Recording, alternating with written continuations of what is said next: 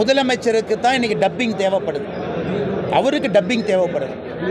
அவருடைய குரலாக யாரோ சொன்னது போல் அறிவாலயத்திலிருந்து பல பேர் பேசிக்கிட்டு இருக்கிறாங்க.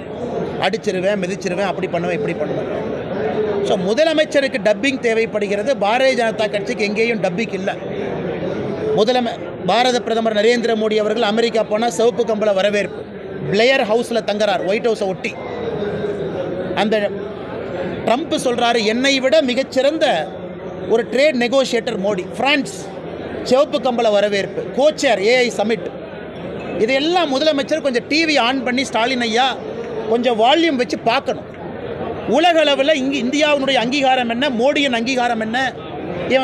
இன்றைக்கி முதலமைச்சர் சொல்கிறாரு, 27 ஆண்டுகள் கழித்து டெல்லியில் பாரதிய ஜனதா கட்சி ஆட்சிக்கு வந்திருக்கு. அதுக்கு என்ன காரணம் சொல்லுவார்? லோக்சபா தேர்தலில் பாரதிய ஜனதா கட்சி வலிமையடைந்து விட்டது முதலமைச்சர் பேசினார்.